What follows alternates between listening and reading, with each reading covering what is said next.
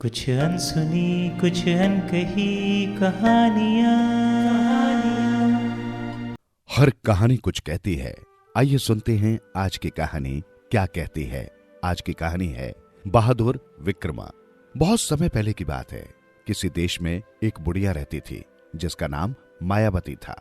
उसका एक बहुत ही बहादुर बेटा भी था जिसका नाम विक्रमा था। वो अपने बेटे विक्रमा को बहुत प्यार करती थी। सभी विक्रमा को बहुत चाहते थे। विक्रमा काफी ताकतवर व लंबा चौड़ा था। उसका शरीर काफी गठा हुआ व फौलाद का मालूम देता था। युद्ध के मैदान में उसकी बहादुरी व युद्ध के दांव पेंच देखने योग्य होते थे। इसके विपरीत वो दावत मनोरंजन स्थलों पर खूब चहकता व हंसता भी था। मतलब ये कि वो अपने आप को समय अनुसार वातावरण में ढाल लेता था। वो पढ़ा लिखा भी काफी था। इसके अलावा वो गीत गाना व बांसुरी बजाना भी उसे बहुत अच्छा लगता था। वो काफी मधुर और दयालु स्वभाव का था। कभी किसी से कड़वी बात न कहता और किसी के साथ न बुरा व्यवहार करता था। इसी देश के निकट एक बहुत बड़ा समुद्र था, परंतु वो समुद्र बहुत ही भयानक था। उसकी लहरों से आग शोले व धुआं निकलता था। इस राज्य के भयभीत लोग उसके किनारे भी नहीं जाते थे। एक दिन विक्रमा अपनी माँ से बोला, माँ, मुझे समुद्र में जाकर नहाने की इजाजत दो, मुझे बड़ी गर्मी लग रही है। विक्रमा की माँ ये सुनकर व्याकुल हो उठी और बोली, बेटा, वो समुद्र बहुत ही भयानक है। लोग तो उसके किनारे भी जाते डरते हैं। वहां लहरों से आग और शोले निकलते हैं। ना बेटा ना, मैं तुम्हें वहां जाकर नहाने की इजाजत नहीं दूंगी। अच्छा माँ, नहाने की न सही, घूमने की तो इजाजत दे दो। न जाने मेरा मन क्यों आज उदास सा हो रहा है, विक्रमा ने कहा। अपने बेटे की उदासी देखकर उसकी माँ ने मजबूर हो उसे किनारे पर घूमने की इजाजत दे दी। विक्रमा ने अपने सफर की तैयारी शुरू कर दी, क्योंकि वहां से समुद्र काफी दूर था। उसने अपना भाला, तीर कमान, तलवार और चाबुक उठाया, विशेष पोशाक पहनी और अपने सफेद घोड़े पर सवार हो एक बहादुर नौकर के साथ सफर के लिए निकल पड़ा।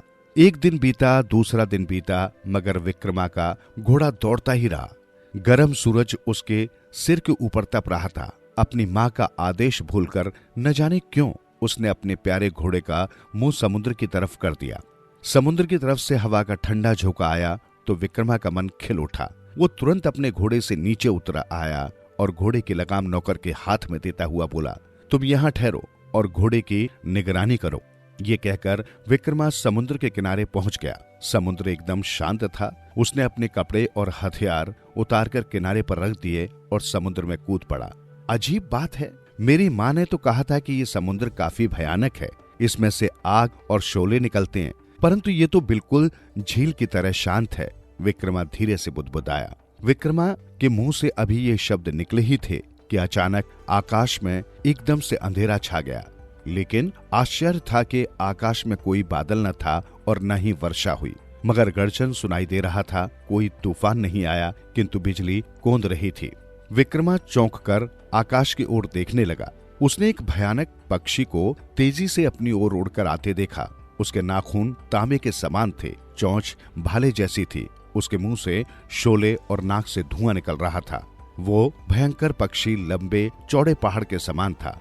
तभी उस भयानक बड़े आकार के पक्षी ने गरजकर कहा, ओ मूर्ख विक्रमा, बड़े बूढ़ों का कथन था कि मैं मायावती के पुत्र विक्रमा के हाथों मारा जाऊंगा, मगर तू तो खुद ही मेरे चंगुल में आ फंसा है। मैं तेरे साथ जैसा चाहूं बर्ताव कर सकता हूं। मैं चाहूं तो तुम्हें जिंदा खा सकता हूं या कैदी बनाकर गुफा में ले जा सकता हूं।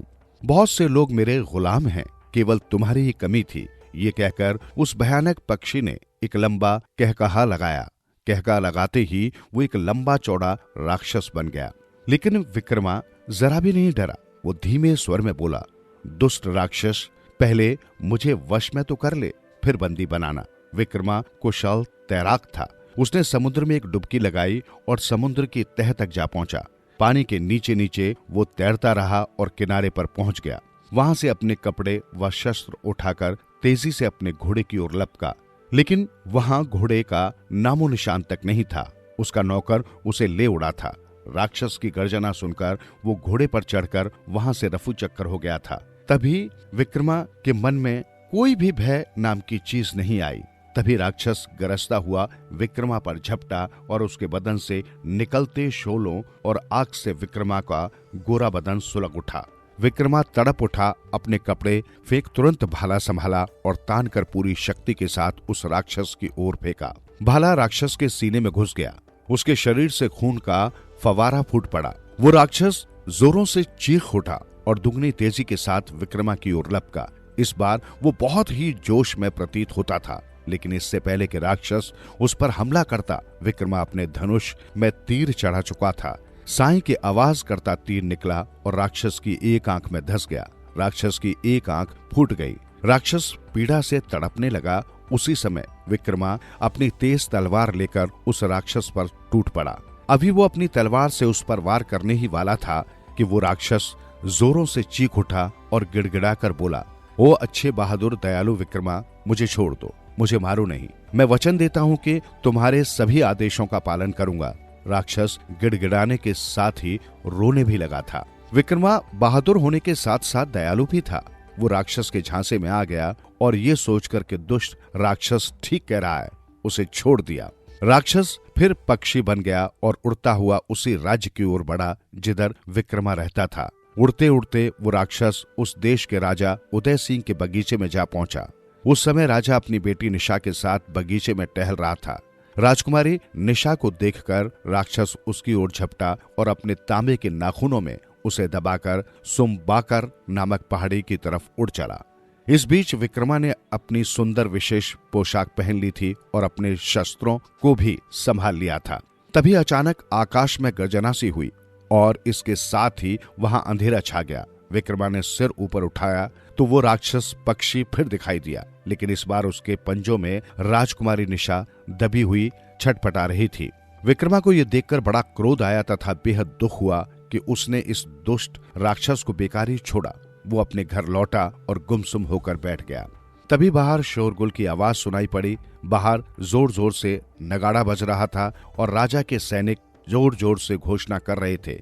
विक्रमा ने सुना वे सैनिक कह रहे थे, जो कोई भी राजकुमारी निशा को सुम्बाकर के पहाड़ों से राक्षस के पंजे से छुड़ा कर लाएगा, उसे 500 सोने के सिक्के इनाम में दिए जाएंगे तथा राक्षस को मारने पर राजकुमारी निशा का विवाह भी उसके साथ कर दिया जाएगा। विक्रमा उदास ही भीतर आ गया। उसे मालूम था कि उसकी माँ उसे सुम्बाकर के पहाड़ पर नहीं जाने देगी। ये सोचकर ही वो उदास हो गया।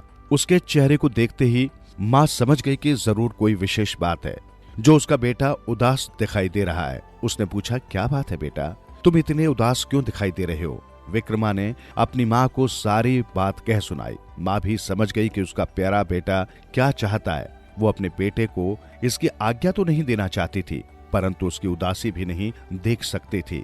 अतः उसकी माँ बोली, बेटा अभी तो तुम सो जाओ, कल चले जाना। ये सुन विक्रमा बहुत प्रसन्न हुआ और सो गया। वो तो सो गया, परंतु उसकी माँ सारी रात नहीं सोई। वो एक पटरे पर बैठ गई और सारी रात 7 रंगीन रस्सियों का एक विचित्र व अद्भुत चाबुक बुनती रही। सूरज की पहली किरण के साथ उसने अपने बेटे को जगाया और कहा, उठो मेरे बेटे, कपड़े पहनकर जल्दी से पुराने मकान में जाओ। उसमें तीसरी कोठरी का दरवाजा नहीं खुलेगा। तुम अपनी पूरी ताकत के साथ उसे खोलना। उस कोठरी में तुम्हें अपने पुरखों का एक लाल घोड़ा दिखाई देगा। वो इसी कोठरी में पिछले 15 वर्षों से खड़ा है। तुम उसे अच्छी तरह साफ करो और खिलाओ पिलाओ, फिर घर के बड़े दरवाजे के पास लाओ। विक्रमा ने ऐसा ही किया। उसने अपने पुराने मकान की तीसरी कोठी पूरी ताकत लगाकर खोली और नहलाने धुलाने और सजाने के पश्चात लाल घोड़े को अपने घर के बड़े दरवाजे पर ले आया।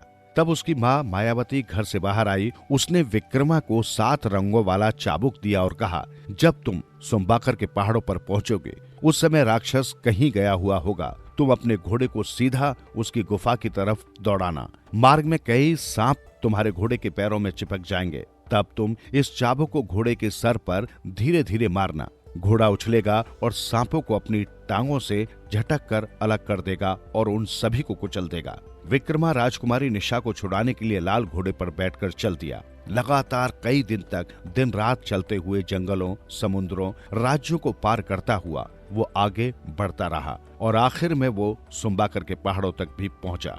राक्षस कि गुफा पहाड़ की चोटी पर थी और पहाड़ के इर्द गिर्द की सारी जगह सांपों से भरी पड़ी थी। जब विक्रमा ने अपने घोड़े को राक्षस की गुफा की ओर दौड़ाया तो कई सांप घोड़े के पैरों से चिपट गए और उसके पैरों को दांतों से काटने लगे। लाल घोड़े के लिए अब भागना संभव नहीं था। वो अभी घुटनों के बल गिरने ही वाला था कि विक्रमा को अपनी माँ की कही बात याद आई।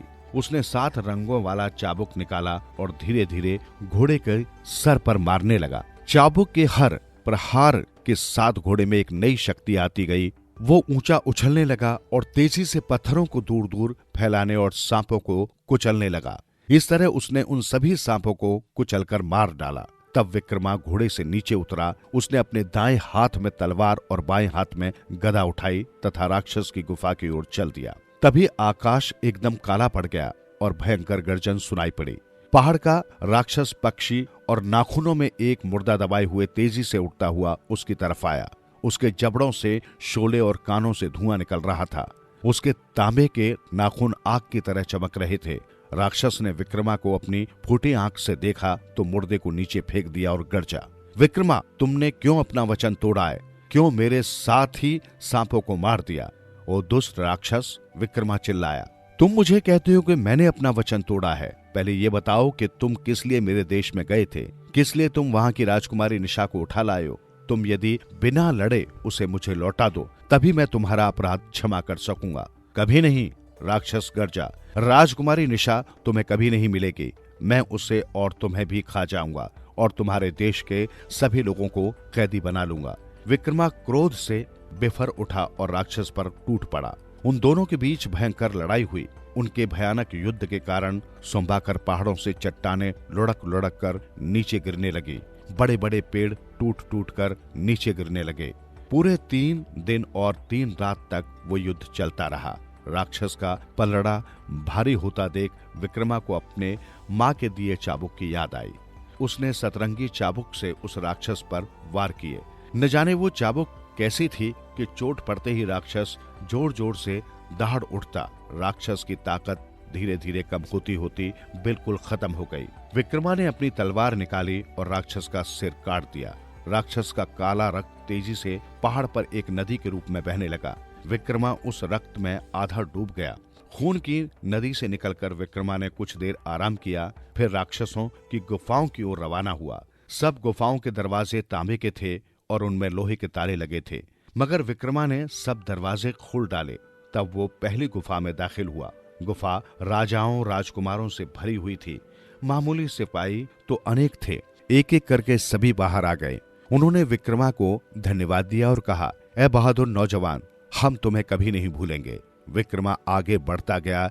एक के बाद दूसरी गुफा खोजकर उसने राक्षस के सभी कैदी मुक्त कर दिए। इन लोगों में बूढ़े, नवयुवतियां और बच्चे भी थे, लेकिन किसी भी गुफा में राजकुमारी निशा नहीं थी। विक्रमा 10 गुफाएं पार कर लेने के पश्चात 11वीं गुफा में पहुंचा। राजकुमारी निशा वहीं थी। उसके हाथ पैर जंजीरों से जकड़े हुए थे। विक्रमा ने जंजीरें काटकर राजकुमारी निशा को आजाद किया और उसे लाल घोड़े पर बिठाकर अपने देश लौट चला। जब राजा ने राजकुमारी निशा को देखा तो प्रसन्न होकर उसका विवाह विक्रमा के साथ कर दिया तथा साथ में आधा राजपाट भी दे दिया। विक्रमा राजकुमारी निशा से विवाह कर अपनी माँ के पास पहुंचा। माँ ने अपने बहादुर बेटे को सीने से लगा लिया और फिर सब आराम की जिंदगी बसर करने लगे। सुनते रहो दिल से यूं ही कहानियां।